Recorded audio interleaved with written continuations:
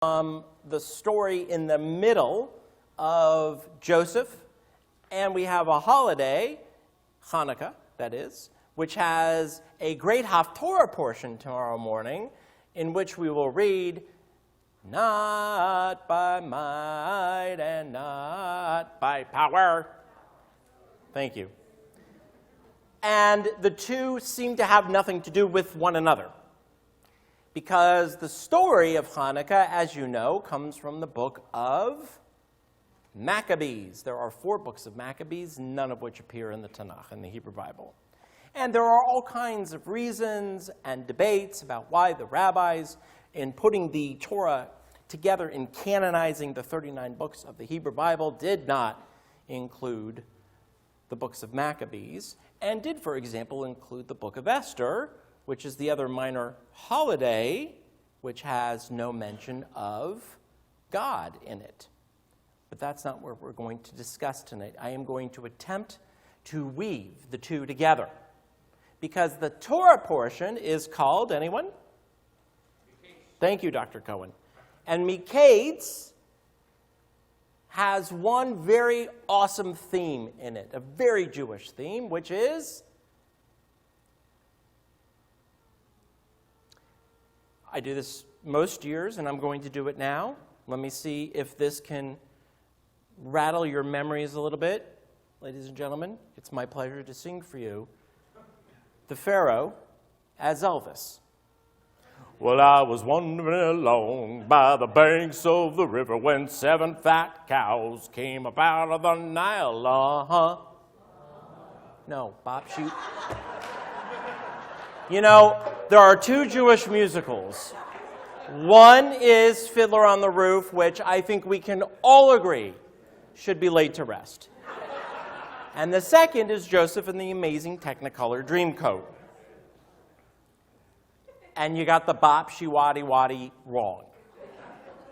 So, the theme of this parsha is the Pharaoh's dreams, and Joseph as the interpreter of dreams. As we know, Joseph, Rabbi Keller probably left us off last Shabbat in jail, in the prison of the Pharaoh, and he's interpreting dreams of cupbearers and bakers, and the word gets out to Pharaoh that this guy is really, really good at interpreting dreams. Joseph is, after all, the dreamer and the interpreter of dreams. And so we had 2 dreams in the first parsha by Yeshev 2 weeks ago, 2 dreams last week, and this week the Pharaoh speaks about his dreams of corn and sheaves. And I don't know if you got to see the Minute of Torah featuring Rabbi Keller this week, but that was some good stuff. And we even inserted another song, Dream Weaver, into the parsha. So go on your YouTube, go on your Facebook, watch Rabbi Keller talk about Miketz. It's very funny. So there are these 2 7-year scenarios. In the first dream of 7 years, what does the Pharaoh talk about in his dream? Well, there are 7 fat cows, thank you very much, Jean, and 7 thin cows. And then there are 7 sheaves of wheat that are full, and 7 that are schwach. That is Yiddish for schwach. You can't define Yiddish words, you just say them in Yiddish, and then it works out. And so the Pharaoh goes to his courtiers, no one knows how to interpret the dreams, and lo and behold, Joseph appears, as you remember, and then from the musical, the Pharaoh, as Elvis, sings the song. I think I did a great job, by the way. Okay, that is like my dream, to sing that song on Broadway. Rabbi Plotkin of blessed memory, as you know, also liked to sing a little bit, actually appeared in the Phoenix Opera, Arizona Opera at some point, from what I understand. I believe he played, what role did Rabbi Plotkin play in that opera? What did he do? He did. He's a famous guy of blessed memory. So, after hearing the dreams described with the cows and the wheat, Joseph announces, this is in the commentary written by Rabbi Bradley Shavit Artson, Joseph announced that Egypt would enjoy 7 years of plenty, followed by 7 years of universal famine. In advance, Joseph argues that Pharaoh should appoint someone, and he uses this phrase, a navon v'hacham, someone who is discerning and sage-like. A sage or a discerning sage, or navon, you can even play with the word and make it sound like navi, which is a prophet, and hacham is a chocham, a wise person, who will store enough food to ensure the survival of the population. And Rabbi Artson's commentary goes on to ask, why did Joseph use both words, discerning and sage? Why did it was redundant? Wouldn't either one have sufficed to describe what type of person was needed to be in charge of making this very important decision of what to do with 7 years of plenty, followed by 7 years of famine, of drought? Now, how do we appoint people like this to be in charge of things that are very important? Their lives are at stake. The Egyptians, their lives are at stake, because Egypt, if you remember from your history books, was sort of a big deal back then. Right? You remember that from your history books? Just say yes. Okay, good. Big deal. The Egyptian empire, the Egyptian kingdom along the Nile was for trade and economy and farming, and all the trade routes went through it, and it had a big, big army. And so you don't want your entire nation starving, right? So you have to find a discerning and wise, a navon and a hacham, someone who's discerning and wise according to Joseph. Each of these words our rabbis taught refers to two different kinds of knowledge. That's why they are redundant. Actually, that is why they are not redundant according to the rabbis. And that's why you need both. One of the commentators from Spain, 13th century, who is Ramban, not to be confused with Rambam. I don't know why we say not to be confused with if it is to be confused with, but nonetheless, Ramban is 13th century Spain, says that the two types of knowledge apply in different spheres of learning. A discerning person refers to knowing how to support the people of Egypt from his hand, the Pharaoh's hand, with bread, and how to accumulate wealth and money for Pharaoh. In other words, the first category, Rabbi Artson said, of knowledge, the first category, pertains to social policy. A government official must understand how to develop programs that will actually accomplish the stated goals without bankrupting the government in the process. We could use a little of this these days. Discerning, in this case, reflects the ability to match goals with the appropriate means of achieving those goals. Good intentions are not enough, nor are mere pronouncements. A vision of how to take this policy, make the goal of storing food, taking advantage of the 7 years of plenty so that you can surpass even the 7 years of famine, and then doing something about it to achieve those goals is what a discerning person does, in this case, a government official. The second category, however, the sage, the chacham, is, Rabbi Artson says, someone who is, refers to someone, the knowledge of, at least, how to preserve the produce, how to, remember, silo it so that it should not rot. If you're in farming, you know that silos can get a little bit of rot in them, and what happens if there's a little bit of bacteria in there? The entire thing goes to pot, right? You can, one little grain of rice or wheat with rot on it can spread throughout the silo, and since silos are contained and hermetically sealed, so to speak, that can really mess you up. It won't matter how many years you save for. According to this standard, the prospective government official who would do this had to know more than just building silos. They also had to know biology. They had to know basic knowledge of produce and how to store it and how to store it safely. So why do I tell you we went from dreams to the two types of factors that Joseph says to Pharaoh? It has to be someone who's discerning, someone who's sage, to Hanukkah, to modern times. How are we going to pull this off? Well, if you've noticed in the last 6 weeks, every second of every day in our 24/7 news cycle has been spent on appointments of people for the president-elect for cabinet positions. There are, as you know, over 4,000 positions that need to be filled in government that are administration-based. That is to say, the sitting president gets to appoint those over 4,000 officials. But we've been very focused on these cabinet officials, and we've been very focused on the nominees for those cabinet positions. And while this is happening, we have to understand, at least, whether we voted for this particular president or not, president-elect or not, that that leader is deserving of fulfilling his vision, right? In some cases, there is more need for Josephs, if you will, than there are for cabinet leaders. In other words, Joseph, the one who advises, the one who makes recommendations to the Pharaoh, as it turns out, saves the nation. Joseph, the Jew, saves the Egyptian people, which has so much irony because what ultimately happens in Egypt, we learn in the beginning of Shemot, there was a new Pharaoh in Egypt who did not know Joseph. So the decisions that we make today, whether it's President-elect Trump or it's one of the people that the President-elect is nominating or their potential hires, if you will, has a trickle effect for years and years and years, generations and generations and generations to come, right?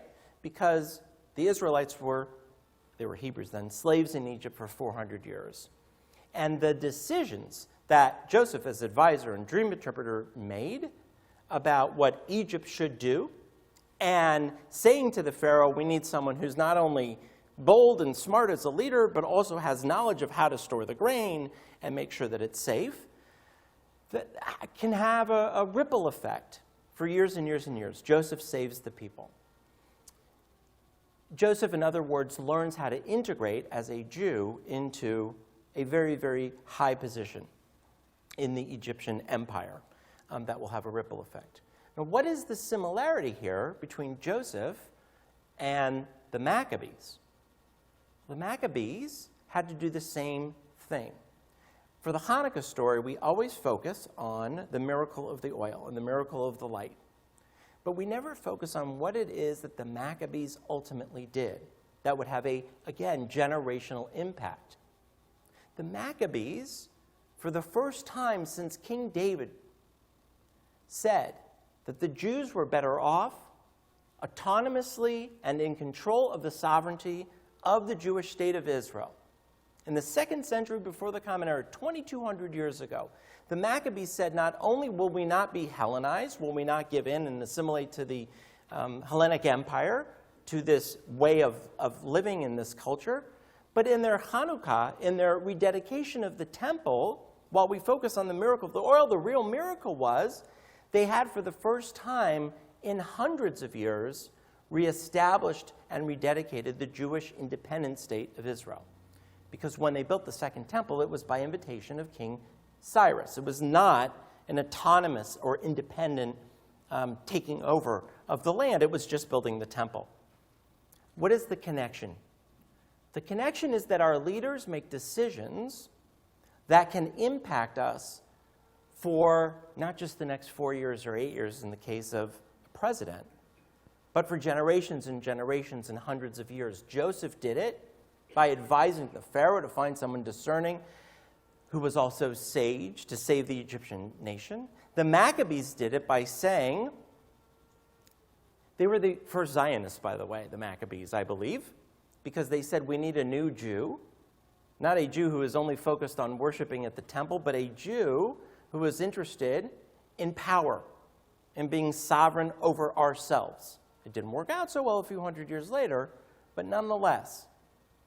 And today, when we see what the President of the United States did last week in instructing our ambassador to abstain on a resolution in the United Nations that will have a generation, potentially, because we don't know yet, I'm not a sage or a discerning person all the time, that will have a generational impact on the Jewish state, on the sovereignty of the state of Israel.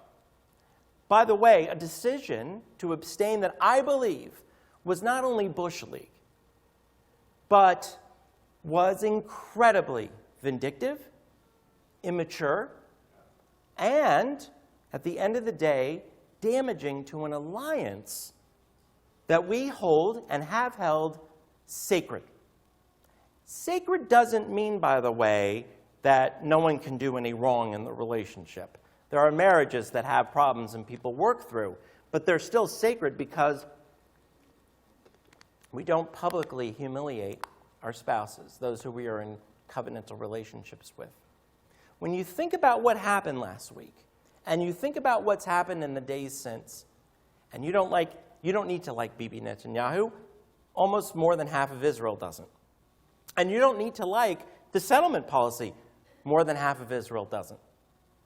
But what you need to understand as a Jew and as an American, as a son and a daughter of the Maccabees and of Joseph, is that these types of decisions that make leadership a mockery, that make relationships a mockery, that these types of decisions can have generational impacts on people whose lives we have, at least as Americans said, the Israelis, are sacred. What we did was we said it is okay, because we're all Americans, right? What we did was we said it was okay for a government, the Palestinian Authority, to, by the way, 2 months ago, name a school after the mastermind of the Munich massacre 40 years ago. I don't know if you read this. At the end of October, the Palestinian Authority named a school, because, they're very famous for naming streets and squares and parks for martyrs, who are the terrorists who blow up Jews, who are meant to kill Jews. They named a school after the mastermind of the Munich massacre. That was something that happened over 40 years ago. We said it's okay. We give you permission to not be held accountable for your behavior or your actions. But we're going to hold accountable and shame and humiliate and disgrace an ally that represents the same values as us, as a country. We're going to hold them accountable for the entirety of the issue, and we're going to make settlements the deal breaker. Generations to come, in the years and the decades to come, no matter what the next president does, will suffer for this. Will suffer from the fact that the United Nations is simply an anti-Zionist and an anti-Semitic organization. Simply put, read the statistics, you don't need to hear them from me, about the resolutions that are passed by the UN condemning Israel and those which are condemning really, really bad places in the world. It's like 0 to 40 every year, or 40 to 0 every year. It's an organization that does not like us very much. Don't worry about the U.S., worry about the U.S. abstaining. Worry about all of the countries who voted in favor of it. It is always safe for us, I believe, to be Jews in the United States. But it is not safe to be a Jew in Europe. It is not safe. And these actions, these so-called leadership, these decisions, especially those which are not discerning and not wise and are meant only to embarrass and humiliate a country that has been our ally for many, many decades, will get us not only nowhere, but will get us into a lot of trouble. It's okay to name a school after a guy who killed Israeli athletes, Olympians, in 1973, 2 months ago. That's fine. But it's not okay for a Jew to live in the old city of Jerusalem in the Jewish quarter because it's a settlement. Short-sighted leadership will get us into trouble no matter which side you're on. if we can learn anything from Joseph in this parsha, and we can learn anything from the Maccabees. By the way, you all know I'm a Democrat. I voted for Obama twice. Not that it mattered, but I did. And I am telling you that this was a bad, Bush League, immature, childish, stupid decision. That is an embarrassment. As a Democrat, it's an embarrassment. But as a Jew, it's an abomination. If we can learn anything from Joseph, we can learn anything from the Maccabees, we can learn anything from Hanukkah, the miracle is, of course, the oil and the light, and the miracle is when Jews make the decision to speak up, to fight back, to self-determine, to become our own, whether you like it or not, sovereign, and ultimately to say, we will not stand any longer. The new Jew, as the Zionists say, will not stand any longer to be pushed around by a body or a government, whether it's the United Nations or it's the decision of a Secretary of State or President of the United States. Now, you all know I don't do politics that often, maybe once a year, and I figure it's the last Shabbat of the secular year. And so please know that I don't want to hear how great Obama has been for Israel. In many ways, he has. The largest aid package to any ally was made just a couple of months ago to Israel by this administration. I don't need to hear it anymore. I don't want to hear it because I can't defend it anymore. Be like the Maccabees. Be like Joseph. Not only ask, but expect discerning and wise leadership from our next president and our next Congress and our governors and our congressmen and women. Tell them that they need to be discerning and wise. Speak up and be the miracle. As new Jews, don't ever apologize for defending the Jewish state and defending it with wisdom and with the ability to determine right from wrong, because that's what we're supposed to do as Jews. And I think above all else,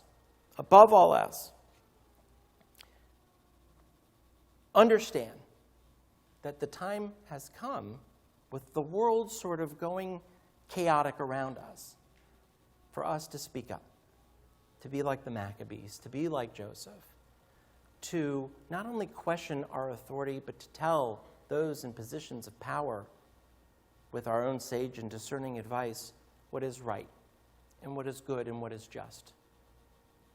I believe this week will be a generational blemish on the United States. Will represent a blemish in our relationship with Israel, but really with the message that it sends to our enemies. Al hanisim ve'al hapurkan ve'al hatshuot ve'al gvurot ve'al hamilchamot she'asita lavotenu bayamim hahem bazman hazeh. That wonderful song that we sang.